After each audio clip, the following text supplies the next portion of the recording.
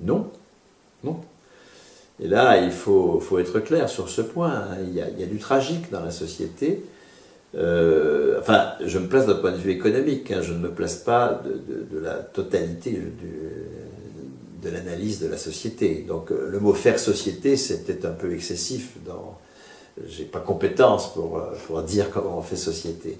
Ce que je peux dire, c'est comment nous nous organisons pour produire de la valeur économique. Et ça, il y a des rapports de pouvoir. Il y a des rapports de pouvoir. Qui ne sont pas, attention, hein, ne confondons pas les rapports conflictuels qu'il y a dès qu'on se met au boulot. Hein. Ça, nous sommes non pas dans la production de valeur économique, nous sommes dans la production de biens et services, d'accord, dans le travail concret. Hein. Bon, ben dans le travail concret, il y a des désaccords, et puis il y a des chefs, il y a une hiérarchie, c'est d'ailleurs nécessaire pour s'assurer que les décisions prises en commun vont être respectées. Le travail concret, la production d'une vidéo est toujours source de conflits. Mais globalement, ce n'est pas du tout un conflit irréductible. Hein. C'est-à-dire que, au bout du compte, si on veut que des gens s'entendent, il faut les mettre au boulot. Hein. Et globalement, ils vont arriver à faire ce qu'ils avaient prévu de faire.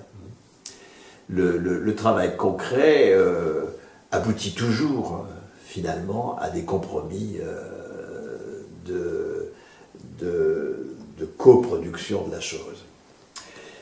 Toute autre chose est le travail, non plus dans son sens de travail concret, mais au sens de travail qui produit de la valeur. Hein. Faisons-nous bien, faut bien faire, cette distinction est décisive. Hein. Si je fais du café entre amis, c'est du travail concret, d'accord ? Mais si je fais du café comme salarié d'un cafetier, là, je produis non seulement de la valeur d'usage, je ne sais pas quoi, la convivialité, la boisson, etc., mais aussi de la valeur économique, hein, qui va valoir profit pour le cafetier, salaire pour moi. Et là, le travail entendu au sens de production de valeur, lui, il est l'objet d'un conflit irréductible. Parce que dire ce qui vaut, d'accord, organiser ce qui vaut, met en scène une classe dirigeante qui décide et une classe subordonnée qui se soumet à la décision.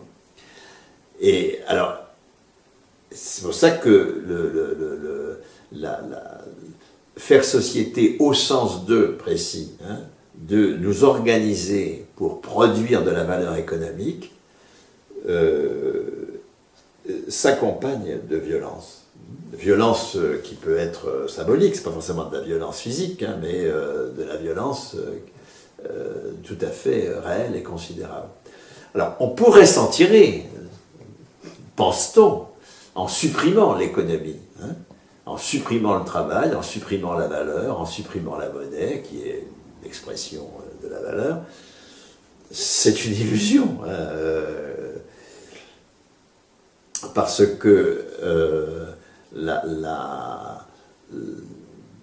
c'est pas parce que vous supprimez le thermomètre que vous supprimez la fièvre. Hein. C'est pas parce que vous supprimez la monnaie, qui est l'expression de la violence économique, que vous allez supprimer la violence économique. Au contraire même, hein, la monnaie est une façon d'euphémiser la violence des rapports de production. Et donc, pour en finir avec cette question, sortir du capitalisme, ça n'est pas, hélas, pour ceux qui pensent qu'on peut faire des sociétés sans violence, sortir de la violence. Mais c'est l'euphémiser, c'est assez important. La violence capitaliste, j'ai dit ce qu'elle est, c'est cette violence inouïe du marché du travail, la violence inouïe du chantage des prêteurs. Bon. C'est l'indifférence à la valeur d'usage. Un capitaliste, il produit n'importe quoi, y compris de la merde, dès lors que ça met en valeur son capital, avec des effets écologiques et anthropologiques désastreux. Bon, il y a une violence énorme. Mais lorsque nous sortirons de cette violence, par le salaire à vie, par la copropriété d'usage en particulier, nous ne sortirons pas de la violence. Par exemple,